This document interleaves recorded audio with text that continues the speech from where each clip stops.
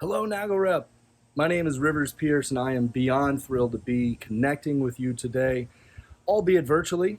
Unfortunately, as you all know, we can't be together in person in lovely Palm Springs, which is a major bummer. But if anything, 2020 has taught us that we really got to roll with the changes and have a growth mindset, if you will. And when Jeff told me that we were not going to be together in person, of course I was disappointed. But I wanted to look at this as an opportunity, right? How could this opportunity to connect with you all in a new and different way, which is something a little outside the box for me. I like being in person. I like being on stage, and here I am now at my home in lovely Isle of Palms, South Carolina. I figured, all right, well, step out of your comfort zone a little bit. You got to get on camera. So I figured, let's do something a little different. So I figured I'd say, hey, from out here on my porch, it's a beautiful day. Let's set the tone. Today we're going to be talking about a lot about technology. We're going to be talking a lot about systems and accountability and a lot of unsexy things. But I want to challenge you to think about things in a different way, right? We've got to adjust the way that we do business if we're going to adapt and be aligned with what consumers want in 2020. And I tell you, the pandemic has really changed things for us. It has sped up the adoption of a lot of technology in different ways, and we're going to talk about that. But as such, we have to be thinking about, how we run our businesses. And if you're thinking kind of about doing business the way you've always done it, and you're not leaning on technology in a way that creates experiences that modern consumers want and that they're used to with the other things that they do and the way we live our lives, with our phones and apps and the businesses that we interact with on a daily basis, if you're not thinking about that, you are literally asking your customers to travel back in time to do business with you. Think about that. You're asking your customers to travel back in time to do business with you. And so the title of this presentation is Back to the Future: Old School Services and New School Technology. How are we going to use technology? And again, it's not all about technology, but a lot of it is. How are we going to use technology to facilitate our business experiences, to create experiences for our customers that not only, we're not asking them to travel back in time to do business with us. How do we travel into the future? So I'm the CEO and co-founder of an agency called Weightless. We work exclusively with the real estate industry, and we specialize in digital marketing and technology. I've been in this space for 10 plus years. You may have seen me around. The bottom line is we've got to adapt. We've got to think differently, okay? And if you're not creating weightless experiences, right? Experiences that the technology is so interwoven into your business that it feels weightless, okay? That's our story. That's where I come from. That's my philosophy, right? We're creating not weightless experience, okay? What's another way to look at it? We're creating friction. By asking your customers to travel back in time, it feels heavy. It feels like friction, okay? What happens with friction? It wears things down over time, and over time, they break. Eventually, your customers will move on because your business feels heavy. It feels like there's friction, right? So we don't want friction in our experiences. We don't want heavy consumer experiences. So let's put our growth mindset on. We're going to step inside and we're going to talk through how we got here, why we're in this situation, and then we're going to talk about what we're going to do about it and how we're going to push our businesses and push our customers into the future. So come on, let's do this.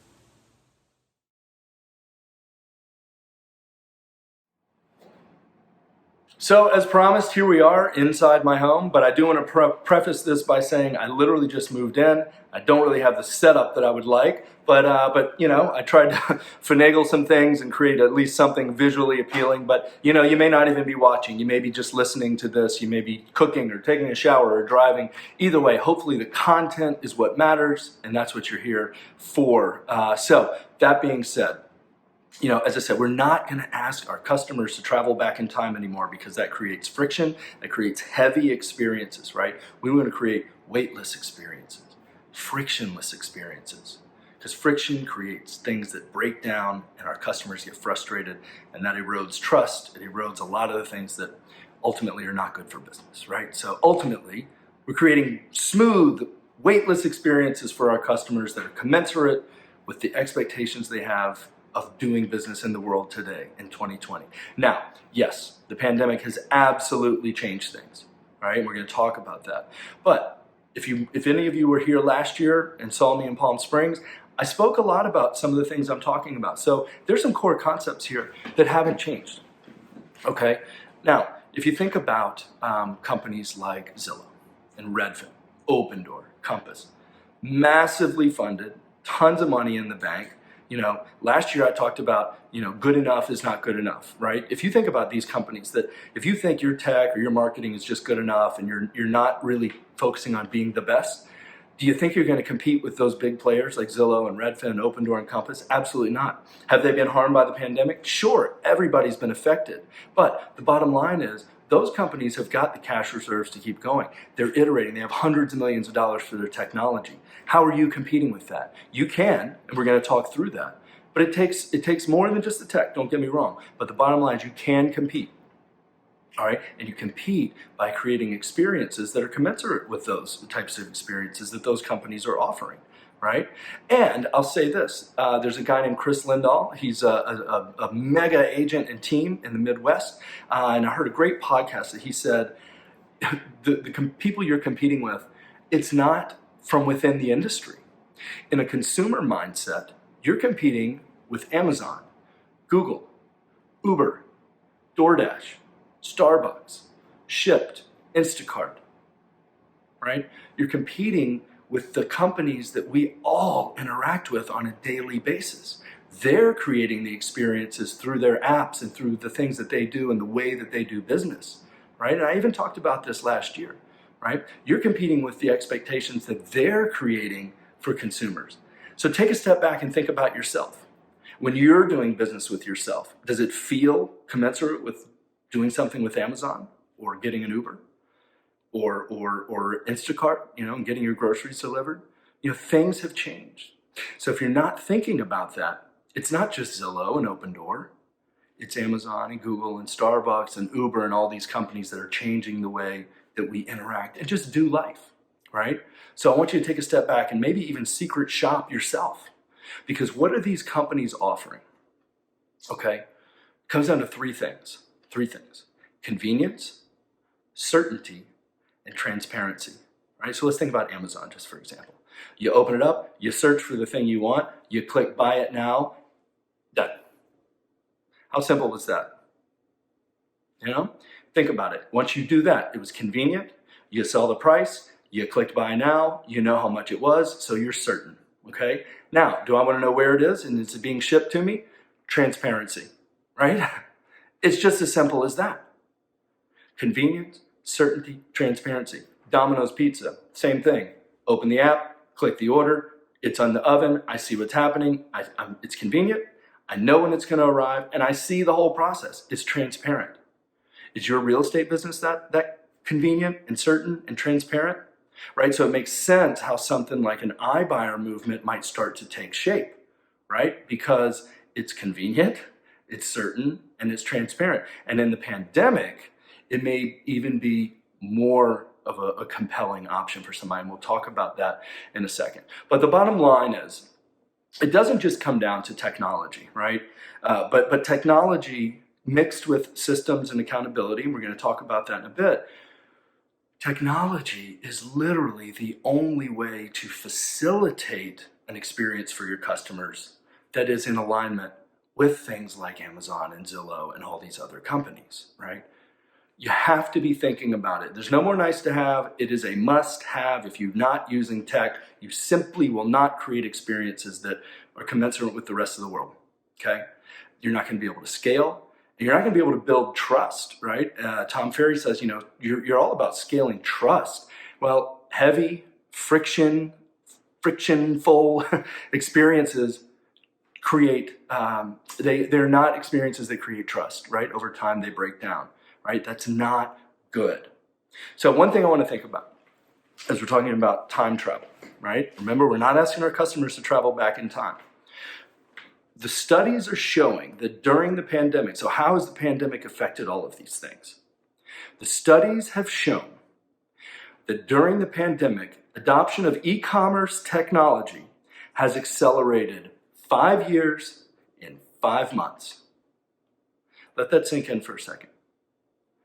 The adoption of e-commerce technology has been accelerated 5 years in 5 months. Okay, what does that basically mean? It means that even my mother is using DoorDash. Okay, why? Because she had to. We all were forced to change and adapt. So what has been happening over the last 5 to 10 years that I've been talking about, and I talked about it last year, has all of a sudden rocket ship right into the future. Right? We all had to change. So I want you to think about this. You may think, I don't want to offer iBuyer an option, or I don't necessarily want to, do a virtual real estate experience. Okay, well, let's think about this. What if a customer comes to you and you're a listing specialist and they said, I want to list my home with you. So-and-so said you were the best. Of course, you're the best. You know that. But I don't want anybody to come into my home. I don't want to come into your office. I don't want to touch any paper. I don't want to touch any pens. I want it all to be virtual. What if you don't have the right technology and systems and processes in place to actually facilitate a virtual transaction now? What do you think your chances of getting that listing are? Okay. What if they come to you and say, hey, you know what? I just want to bypass the whole thing. I heard about this iBuyer thing. Can you just do that for me? Well, what if you don't have an option for them for that? What do you think your chances of getting that business are? Probably pretty slim. So again, let's just think a little bit bigger, right? If you're saying no to the tech, you're cutting off that opportunity, okay? Now, you may say, well, I'm a broker. I'm not in the business of consumer experiences. I'm in the business of retaining and recruiting agents, okay? I've heard that a million times. Your agents, though, are on the front line working with all these consumers. They're the face of your brand and they represent your brand. So again, if you're not giving them the technology and systems and the processes and things that are going to allow them to create these awesome, frictionless, weightless experiences for their customers, then again, you're just one step removed from the customer, not being able to get those things that they want. And I'll take it even further. The best agents want to work with the best technology and provide the best experiences for their customers. So if you're offering cut rate technology or you're not taking the technology seriously, then the ripple effect of that is you have agents that ultimately move on, or they're going to put their own tech in place, which jeopardizes or creates leverage for them to say, why would I even be with you as a brokerage or a team leader anyway, right? So again, it's not just about, if you're a broker, you can't use I'm in the agent business, right? Yeah, you are, but agents are in the customer business, and ultimately you're in the customer business. The best agents, the studies show that agents that are earning over $100,000 in GCI on an annual basis are the ones that are twice as more likely to use advanced technology, like even a basic CRM. So if you're not offering great technology to your agents, the chances of you having the best agents are going down and down and down and down, right? And I want to also point this out, that during the pandemic, right, not only is my mom using DoorDash and Uber and things like that because we have to, but you had hundreds of millions of people stuck at home for months and months and months. Zillow, Redfin, they saw their web traffic literally go up like 30, 40%, okay? I know, not just anecdotally, I know from the industry, from my friends and people that I know in the space that run website companies and are in that space, they're seeing the same thing. Brokerages, teams, they're seeing exponential traffic growth. Now, is everybody buying right now? No, but the market is pretty hot in a lot of areas. But the bottom line is, I know people that the pandemic hit, and they go, oh my gosh, we got to cut costs. So they shut down their CRM. Maybe they shut off their website. Like, why would you do that, right? So when we're trying to create ways to adapt to these things, yeah, we definitely need to cut costs. We definitely need to save money, and we need to become more efficient. And that's where we're going in part 3 of this, right? We're going into the next step of this. But the bottom line is creating efficiency. Yes, it's about cutting costs. But you can't just go in and start slashing prices for the things that matter most, right? If everybody's online because they're stuck at home, don't cut off your website. Don't cut off your CRM. Don't stop marketing to these people, right? Think about it in that regard, right? And also things Think about something like EXP. For years, there were a lot of people in the industry who said, oh my gosh, EXP, that's crazy. Nobody's going to go into this virtual world, and they don't even have offices. And, it's like all of a sudden, it's like a pretty darn compelling business model, doesn't it?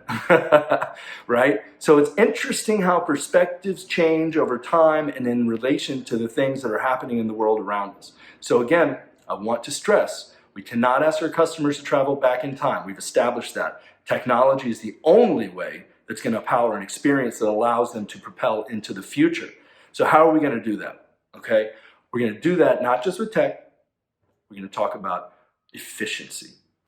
I know that doesn't sound exciting, but let's get into it.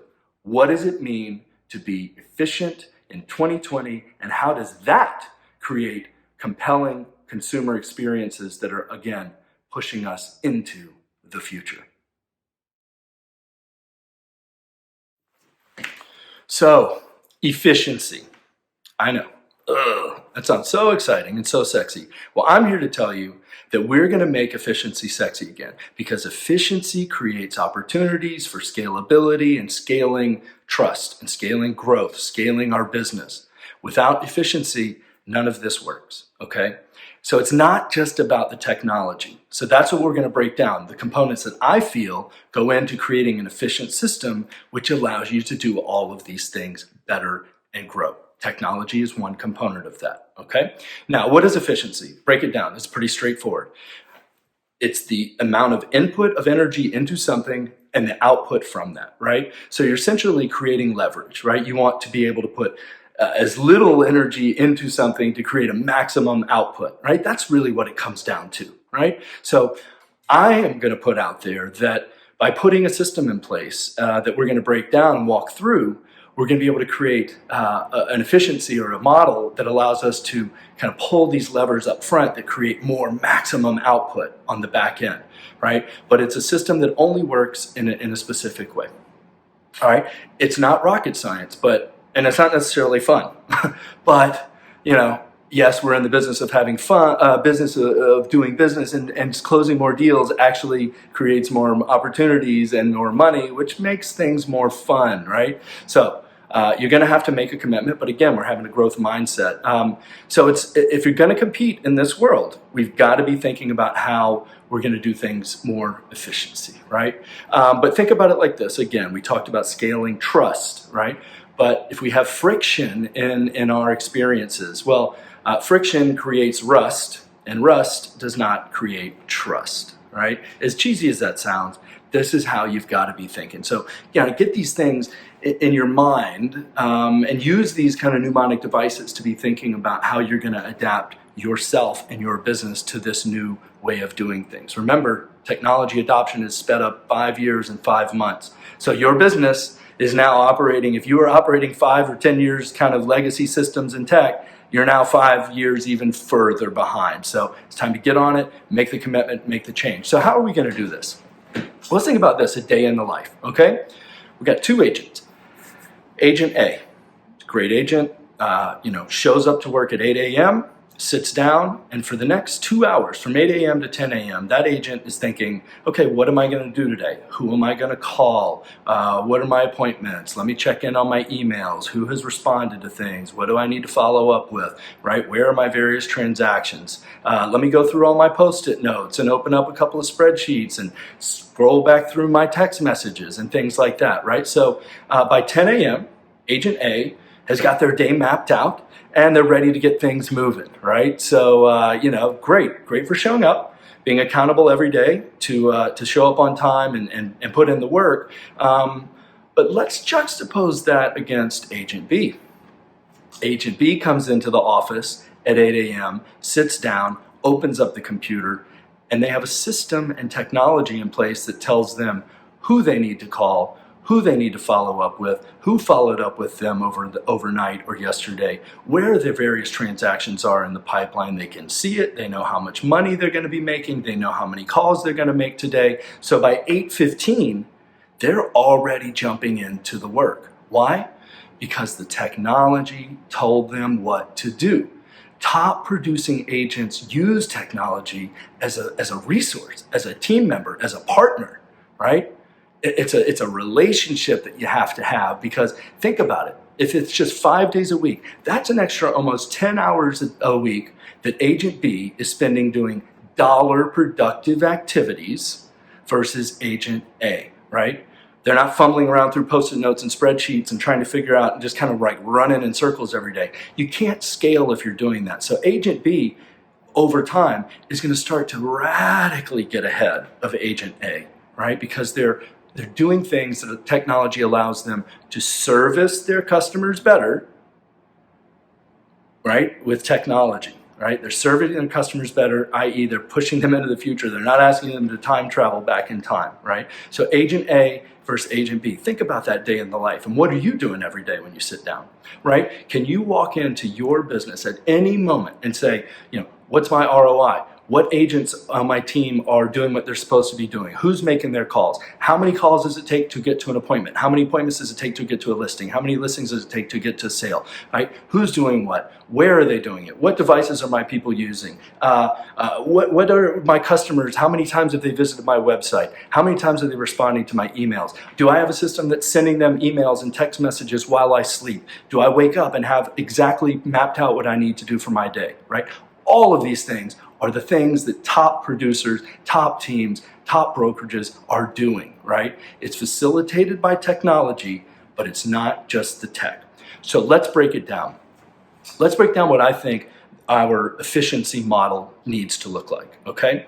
Now remember, we said efficiency is the input divided by the output, okay? So we want to have high output with low input. That's what creates leverage and scalability and allows us to create these experiences. So like we said, technology is one of them. You can't actually do this anymore without having the tech in place, because the major players in the market and in general, the world we live in, like Amazon and Google and all those things, right? They've shaped us to expect certain experiences. You can't create those experiences without the technology, period. All right? So that's point one. Our second point, though, technology is just that. It has to have the right input. So it means that it has to have a system in place to actually function the way it's supposed to function. So if you've got the right system, then you basically program the technology to mirror your system, not only mirror your processes and your system, it then allows you to take those systems and scale them, right? To send thousands of emails, thousands of text messages, respond while you sleep, right? Create engagement opportunities for your customers, right? At massive scale. Technology allows you to do that, right? So you put the systems in place, the unsexy stuff, right? In place that allow you to do these things. And then the technology allows you to do it faster and better and more seamless and track things and all of those things. Again, these are unsexy things, but systems and technology can't do it alone, right? You still have to have the operator, you, right? You've got to still be accountable to doing the things that the systems and the technology are telling you to do, right? So even if, let's break it down. Agent A, he's got the right systems, she's got the right technology, right? Come in the door, but they come in and show up at noon, right? You still need to show up at 8 a.m. to do the things you need to do, right? So if you're not actually doing what the systems and technology are telling you to do, then the input quotient kind of falls apart. Now, let's take it from another angle. Let's say that you are really accountable and you've got the great tech in place, but you never took the time to actually put a system in place, right? The protocols, the workflows, those kinds of things. So you can be accountable and show up and have all the right tech and you're banging on all the tech and you're sending emails and all, but it can't scale because it doesn't have the right systems and protocols in place, right? And so that's what it comes down to when people say, well, this technology doesn't work, this technology doesn't work. You either don't have a system for the technology to follow or you're not accountable to it, right? So again, these things all kind of have to work together. So let's take another scenario. Let's say I've got the right systems and accountability, but I don't have the technology to match it. So my system is composed of random spreadsheets, post-it notes, my iPhone, so when I come in to do my day, I'm accountable to it. I've got all these things, but again, the technology isn't there to allow it to facilitate and grow and scale and do the things that it needs to do. So again, I want you to think about these things. No, it's not sexy. It's not necessarily fun, but the three system accountability technology, the three system accountability technology model, or your SATs, as I like to call it, right? You need to be thinking about your SATs. You want to have a high SAT score, get into the best college, right? So think about that. This is how we have to be thinking about our business. We're going to create efficient models and a system. Our SAT system is going to allow us to grow and scale trust, right? Because friction equals rust, and rust does not equal trust. We don't want it to be heavy. We want it to be weightless. Efficiency quotient, all right, the input divided by the output. We've got to think about, we want minimal input, high output. Our SAT system is going to allow us to do that. And then it's up to you, right? You can choose what levers you want to pull to create more output. But any way you slice it, you can't have 2 out of 3 or 1 out of 3 of the SAT system. You have to have it all, or else it's just simply not going to create the maximum efficiency and the maximum output that you're trying to create, those exceptional experiences for your consumers. All right, so just remember that. System, accountability, technology. Your goal is to have a high SAT score. Now, I want to talk about how we're going to think about the things that we need to take away from today. I've thrown a lot at you. I want to give you 5 takeaways that are going to allow you to implement these things and actually start to grow your business in a way that's commensurate with modern consumer expectations.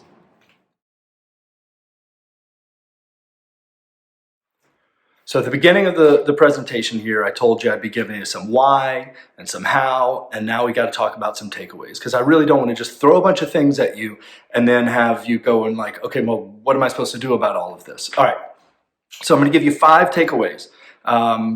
I think you can put into place that kind of build on what we've been talking about, and hopefully you can take some things away and get moving. And as I said, I'm happy to talk to any of you. I'm going to give you my contact information. And again, I'm just thrilled to share knowledge, learn, and grow with you. These are really, really, really exciting times despite everything going on. Remember, we've got our growth mindset in place. We're going to look at this as an opportunity. So what are our 5 things? Numero uno. Number 1, we've got to get our mindset in the right place. As I just said, these are growth opportunities. If you stop saying like, this is just too much, I can't do this. You've got to be vulnerable enough to say, I'm going to make the change because I've got to adapt if I want my business to survive. It's that simple, right? You've got to get yourself in the right mindset to do this, all right? And from there, then it's pretty easy to put the process in place. So number 1, we're going to get our mindset in the right place to accept all of these challenges and changes and this new world as an opportunity. Remember, to propel our customers into the future, right? We're not asking them to time travel to do business with us. We're going into the future. Number 2, know your customer, okay? You've got to think about building a system. Remember our SAT, our system, our technology stack, the experiences that we want to create for our customers have to be commensurate with what they want. Well, in order to do that, you need to really understand your customer, right? So if you're in a luxury, high-end, second home, resort, beach market, that experience is going to need to be different than somebody that's, say, middle America, average price point, high volume, but kind of lower commission, right? So more volume means a different process, a different customer, different consumer expectations than, say, a high-end luxury resort beach market, right? Either way, you may have virtualization and all these things we were talking about, but you need to offer those opportunities. And again, let's say you're in Phoenix or Atlanta or Nashville, and you're not offering an iBuyer type of option, at least some sort of option for people that might want that because that's pretty hot in those markets, right? Then you're cutting off a business opportunity before it even has the opportunity to happen, right? So know your customer, know your market, know what the experiences they want are. Okay, so that's number 2. Number 3, this is where it gets really sexy. Know your data. I know nobody wants to talk about data, but again, it comes down to you have to be able to know your business, and your business is built on data, okay? To provide great service experiences, you need to know the data underneath that's powering your business, and those things in the sense of like, what's your ROI on various channels? Google versus Facebook versus word of mouth versus dialing. What are those? You got to have the data on that. What agents are showing up on time? Who's making their calls? Who's following the system you put in place? Who's being accountable, right? How many listings does it take to get to a closing? How many showings and calls does it take to get to listings? How many appointments, right? How many times you got to put somebody in the car? How many people want iBuyer? How many people want virtualization? Why do you have a couple of diva agents on your team that don't have to follow the rest of the process, right? Knowing these various things that create tangible and intangible consumer experiences or agent experiences. Again, you've got a couple of divas that don't have to follow the process, but all the rest of the agents do. Well, that's probably not good for agent morale. Well, that erodes, that creates friction, which creates rust, which doesn't equal trust, right? Again, all of these things matter, right? You need to know where you're spending your money, what the return on that investment is at any given time. You're not going to be able to answer these questions, right, about accountability, dials, appointments, ROI, pipeline, all of these things. You're not going to be able to answer them unless you have the tracking capabilities to do it. Well, you can't track all these things if you don't know your customer, if you don't know your goals, if you don't have the right systems and technology in place to actually track it and then visualize it, report it back to you, right? Know your data inside and out, right? How do you do that? Number 4, SAT, systems, accountability, and technology. Again, that's just a mirror of your business. And knowing your customer, having the right mindset, understanding the data you want to track, then you can create a system. You can have the technology to track and analyze and capture all of that data. You can also use the technology to disseminate that data, disseminate the information, the emails, the marketing, all of those things, to create virtual experiences. Like, this is just not just front end, it's clicks all the way to closing and beyond, right? So you got to be thinking systems, accountability, technology. That SAT score is what's going to power your efficiency metrics, right? You want minimal input, maximum output, but it still takes that accountability to show up and do the work. The technology and the system are going to allow you to do that exponentially better. The last piece, number 5, is your CRM. I've been saying this for years. The bottom line is you have to have a CRM in place in order to grow your business, right? Because the CRM is the database of your people, and people are what make you money, right? And so if you don't have a clean, organized CRM, i.e. database, right? The database makes it simple for you to take action against all of these people that you've spent time, money, energy building your core sphere of people. Now, how do you get in there and monetize that, right? You have to have a CRM, right? The CRM is the foundation of the system, right? The system, accountability, technology. Well, that CRM is the core technology that everything else is going to be built off of, because that's where your money is. So if your CRM is in your phone or Post-it notes or spreadsheets, because it can't plug into the bigger system and allow it to scale, okay? Now, people say, what CRM should I use? What's the best CRM? Doesn't matter. The best CRM is the one that you use every day. You live and die by it. It's what prints your money, right? It's the data bank, as some people say, right? You got to have a CRM in place or none of this is going to work. So here are our 5 takeaways. Recap.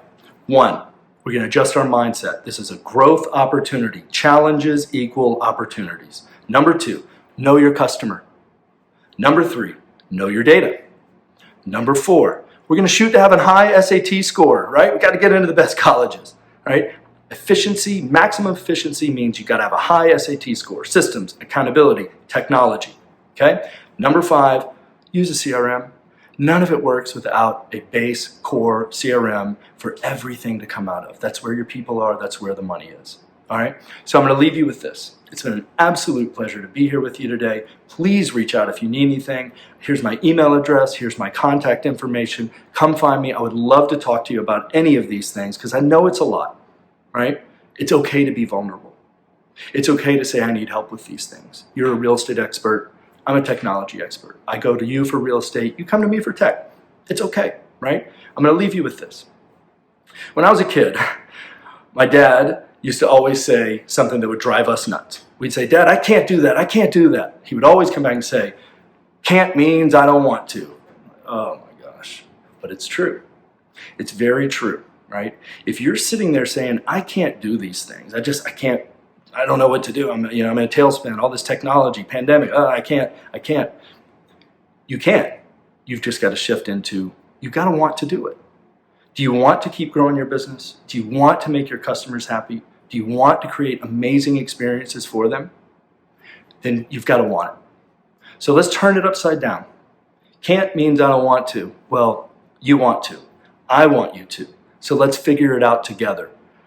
It's been wonderful being here. It's been a blessing to be with all of you. Please come find me, and I look forward to seeing you next year in person in Palm Springs. Go out there and make it a great day, and have a wonderful, wonderful rest of your year. Thank you so much.